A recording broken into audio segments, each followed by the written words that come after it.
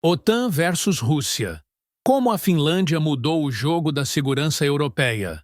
Imagine a situação em que um país, historicamente neutro, decide abandonar quase um século de neutralidade para se juntar a uma aliança militar global. Este é o caso da Finlândia, que recentemente se tornou o 31º membro da OTAN. Quais as razões por trás dessa mudança drástica e suas implicações para a Finlândia, a OTAN e a Rússia, oferecendo uma visão aprofundada sobre o mundo em constante mudança da geopolítica. O que estamos observando aqui são exercícios militares ao vivo da OTAN ocorrendo na Finlândia, a menos de 100 milhas da fronteira russa.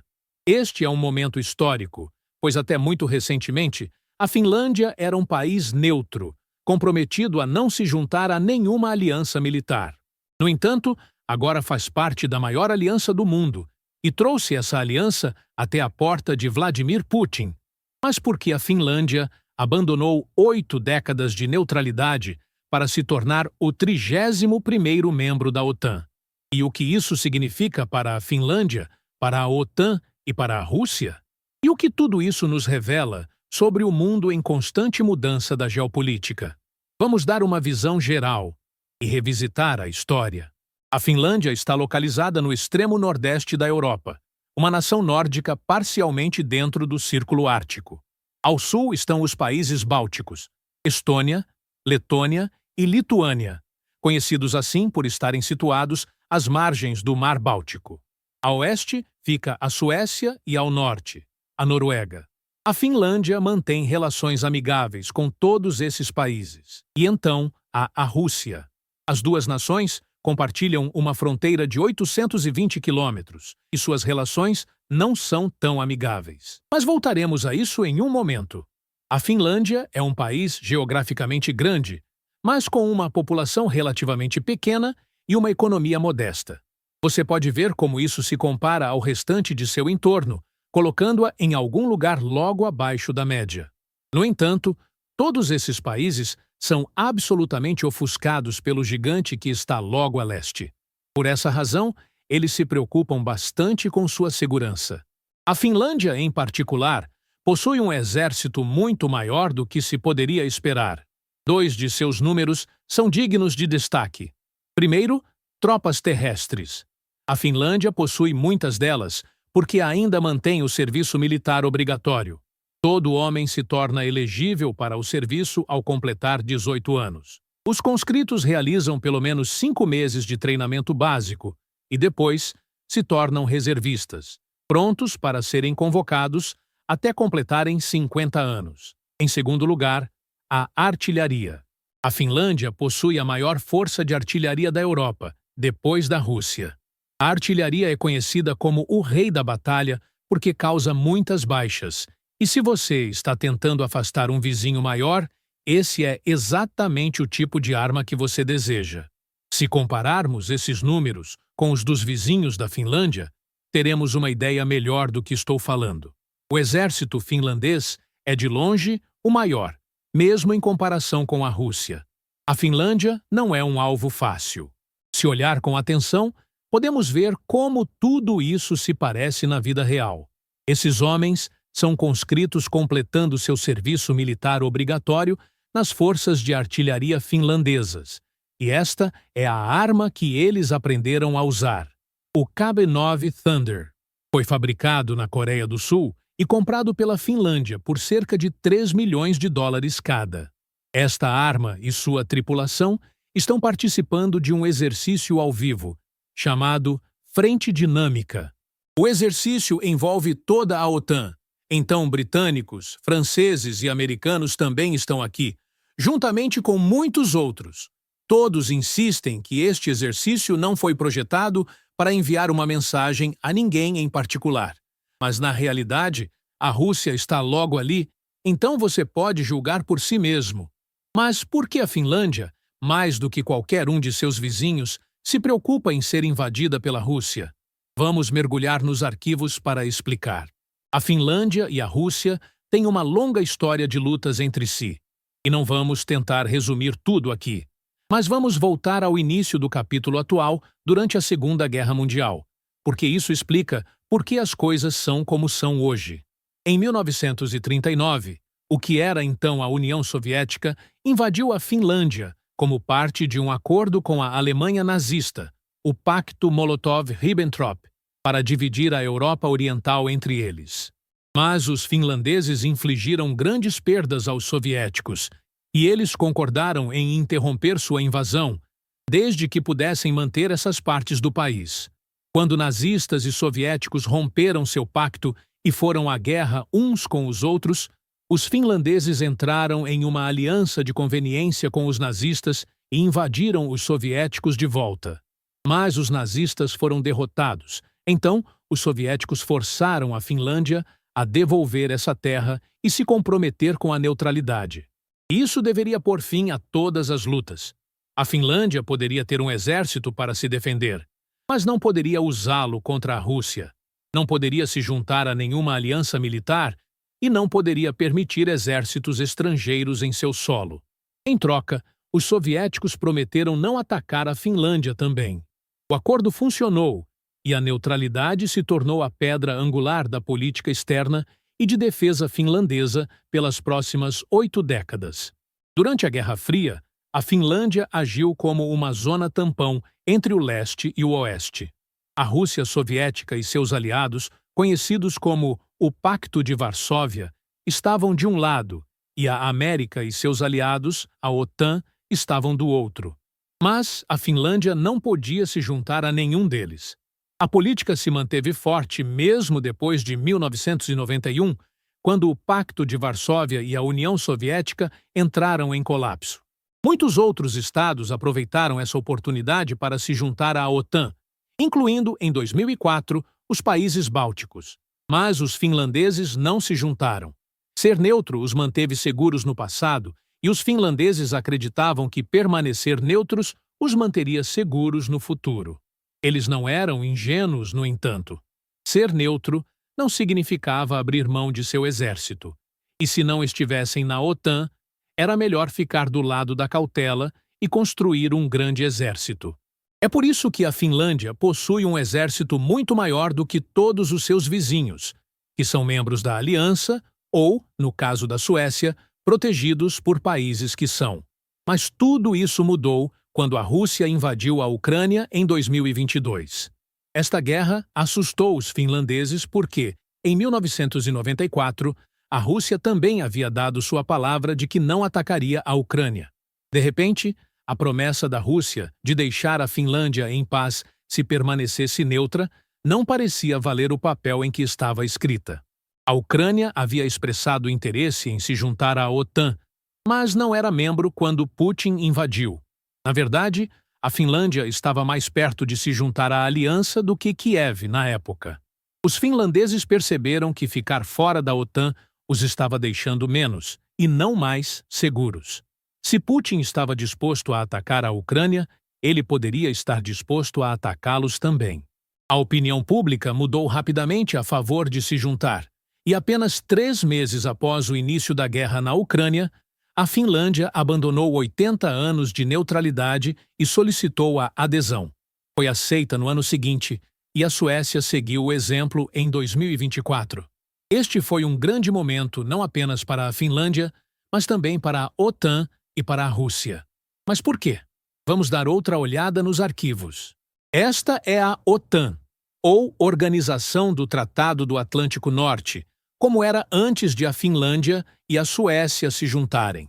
A OTAN tem sido a pedra angular da segurança europeia desde o fim da Segunda Guerra Mundial, projetada para impedir que os soviéticos e, posteriormente, a Rússia se expandissem para o oeste. O princípio básico é a segurança coletiva. Sozinhos, nenhum desses países é poderoso o suficiente para impedir uma invasão, o que poderia encorajar a Rússia a lançar uma. Mas juntos, eles são formidáveis, o que deveria ser suficiente para impedir qualquer ataque antes mesmo de começar. Isso está incorporado no artigo 5 da OTAN. O que isso diz, basicamente, é que se você mexer com um de nós, mexerá com todos nós. Mas, até mesmo uma aliança tão poderosa quanto a OTAN tem seus pontos fracos. e os países bálticos são conhecidos há muito tempo como seu calcanhar de Aquiles. Essas três pequenas nações, bem no flanco leste da OTAN, estão espremidas entre a Rússia propriamente dita de um lado e o enclave russo de Kaliningrado do outro. Este é um pedaço de território que a Rússia conseguiu manter após o colapso da União Soviética e está repleto de bases militares.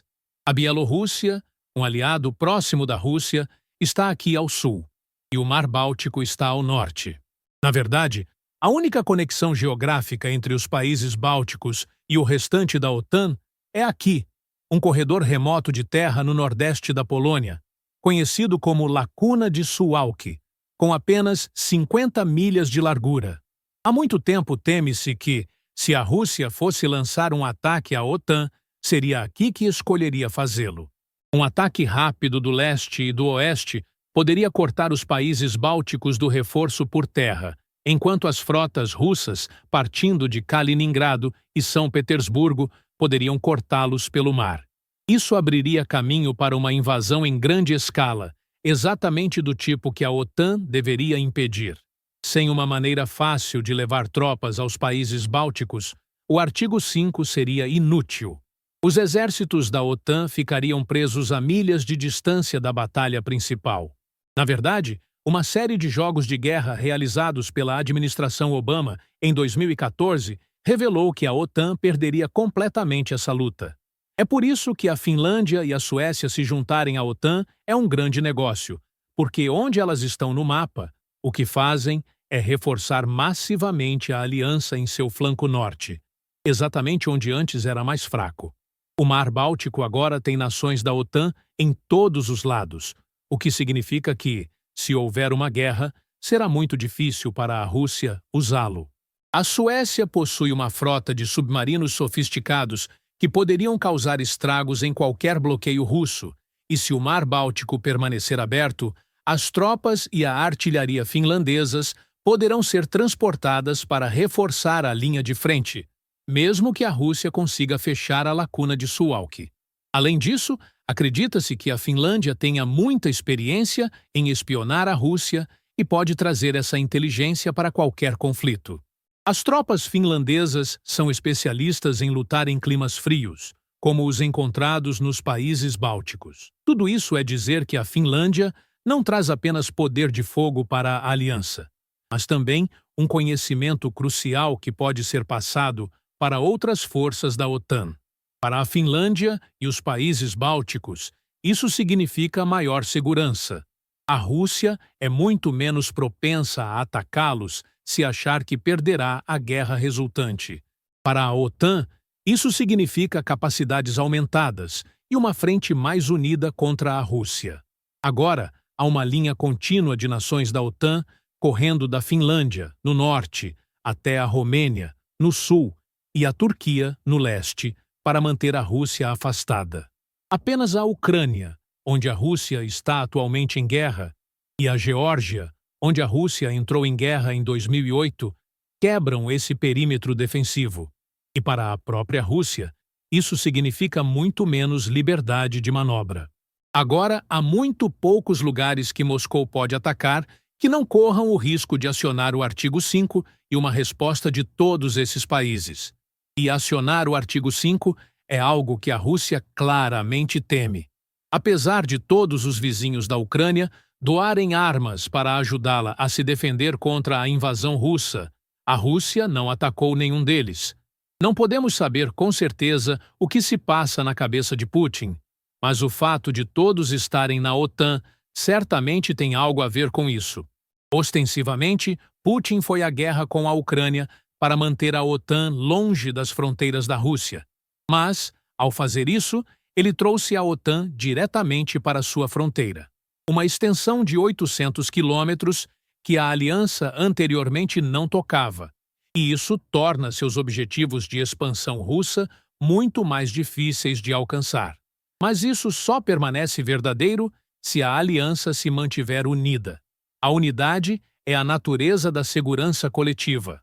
Se a OTAN começar a vacilar ou se desintegrar, ela não servirá mais como elemento de dissuasão, especialmente se os Estados Unidos, de longe o maior membro, decidirem que não está mais em seus interesses contribuir para a aliança. Se os Estados Unidos se retirarem ou reduzirem seus compromissos e a Europa não conseguir encontrar o dinheiro e a vontade política para preencher a lacuna, a OTAN pode desmoronar. E se a OTAN desmoronar, todos esses países podem, mais uma vez, se encontrar em risco por seu vizinho muito maior e muito mais poderoso. A Finlândia agora faz parte da OTAN, a maior e mais poderosa aliança militar do mundo. Mas nem sempre foi assim. Desde o fim da Segunda Guerra Mundial, como um preço diplomático a ser pago para ser deixada em paz pelos soviéticos, a Finlândia estava vinculada à neutralidade diplomática. Isso significava que não poderia se juntar a nenhuma aliança militar. Mas após a invasão da Ucrânia, a Finlândia concluiu que as garantias de segurança russas não valiam o papel em que estavam escritas. Eles decidiram que a única maneira de garantir sua segurança futura era dentro da aliança. Então, juntamente com a vizinha Suécia, eles se juntaram. E agora aqui estamos, afirmou o diretor do exercício, Relâmpago 24. E continuou: minha posição em tempos de paz é que sou o comandante da Academia Militar, a cerca de 30 quilômetros, ou seja, dentro do alcance de canhão da fronteira russa. Este é o maior exercício da OTAN em que a artilharia participa. Temos vários objetivos neste exercício. Eles lidam com interoperabilidade, como usar o poder de fogo da aliança para apoiar operações. Lidam com comando e controle. Lidam com como direcionar o fogo e também lidam com questões logísticas. Basicamente, todas as unidades neste exercício, embora este seja liderado pelo 56º Comando de Artilharia, são lideradas por um único comando terrestre, que neste exercício está situado na cidade de Mikkeli, na Finlândia. Esta é a primeira vez que a Finlândia sediou um exercício da OTAN desde que se juntou à aliança. Eu queria saber o que as tropas estavam aprendendo umas com as outras e por que escolheram a Finlândia para sediar o exercício. Sear, aqui em Rovajärvi, somos capazes de ensaiar táticas de artilharia, realizar muitas mudanças de posição de disparo de artilharia, e o terreno é muito diferente em comparação com White Sands, nos Estados Unidos. Acho que estaríamos muito dispostos a aprender quais são as circunstâncias e quais são as condições se tivéssemos que usar nossa artilharia finlandesa, por exemplo, em uma missão do artigo 5 em outro lugar da Europa, porque nossas táticas são principalmente sobre como defendemos a Finlândia e a aliança neste terreno. O treinamento ocorre a poucos quilômetros da fronteira com a Rússia. Eu queria saber que mensagem este exercício conjunto estava enviando para Putin. Isso envia uma mensagem de que somos capazes de treinar juntos, estamos desenvolvendo nossos ativos, mas não é uma espécie de demonstração de força. Se alguém quiser interpretar isso dessa forma, é problema deles. Acho que é uma mensagem muito positiva. Claramente, com a Finlândia e a Suécia como os dois membros mais recentes da OTAN, isso realmente fortalece a aliança e a torna mais forte. Portanto, nosso compromisso com a OTAN é muito forte. É por isso que viemos aqui agora, até a Finlândia, para demonstrar esse compromisso. Estamos aprendendo a interoperar. Estamos aprendendo os procedimentos que precisamos usar juntos. Estamos aprendendo a conectar nosso equipamento e, criticamente, ao trabalhar em equipe, estamos aprendendo a trabalhar e lutar juntos. Isso é uma parte importante de nossos treinamentos e nos permitiria vir e defender, se necessário. A geografia não muda, ou pelo menos não muda muito rápido, e a lacuna de Suwałki sempre foi conhecida como o elo mais fraco da defesa da OTAN. Agora que você adicionou toda essa nova frente ao flanco leste e particularmente ao flanco nordeste, isso realmente aumenta a capacidade de defesa da OTAN. Remove essa área menor e mais difícil de defender e adiciona esta. E se você conhece algo sobre a história finlandesa, sabe que não quer vir aqui e lutar contra os finlandeses. Ao longo dos séculos, eles defenderam este território e são excelentes nisso. Acho que a Finlândia traz uma enorme quantidade de capacidade e habilidade para a aliança da OTAN. Este exercício inclui membros do serviço de 18 nações aliadas, incluindo tropas britânicas. O que eles acham do exercício e como estão lidando com as condições finlandesas? Bem, o exercício é uma oportunidade real de nos unirmos com nossos parceiros multinacionais e inovar e exercitar a interoperabilidade com novos sistemas de armas, tanto os que nossos novos parceiros da OTAN estão trazendo, como os suecos trouxeram o Archer, quanto os novos sistemas para o Reino Unido. A primeira vez que o Archer foi usado ao vivo é um grande feito aqui na Finlândia. Acho que essa combinação do Reino Unido avançando e trazendo novos sistemas para a batalha da OTAN, mas também trabalhando ao lado de nossos parceiros da OTAN, é realmente um grande passo à frente para a interoperabilidade da OTAN. Os finlandeses são os mestres em operar neste ambiente, e estamos aprendendo com eles como operar nesta parte específica do extremo norte. Está incomumente quente, e o fato de estarmos aqui fora por um tempo se estivéssemos nas condições normais de cerca de -20, acho que não ficaríamos aqui fora por tanto tempo. Então, isso é ótimo para aumentar as habilidades, a mentalidade, o treinamento de nossos soldados. Este é um ambiente diferente, e o que estamos aprendendo com nossos aliados finlandeses é como operar no campo. Volta a coisas simples, como manter-se aquecido, que equipamento usar, e isso é realmente valioso para nós entendermos. E claro, eles são os especialistas. Este é o terreno deles, e estamos aprendendo muito com nossos aliados finlandeses. As tropas britânicas não estão apenas aprendendo a sobreviver no clima frio, mas também estão aprendendo lições valiosas da guerra na Ucrânia. Estamos focados em fogo e no controle de fogo, e em particular, na capacidade de concentrar fogo e na coordenação de fogo, não apenas em uma unidade, mas em várias nações.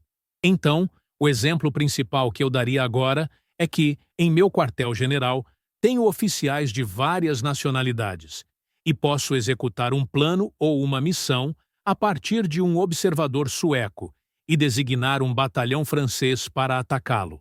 Isso é uma das principais coisas que podemos fazer com nossos sistemas digitais: executar alvos. E realmente não importa qual nacionalidade.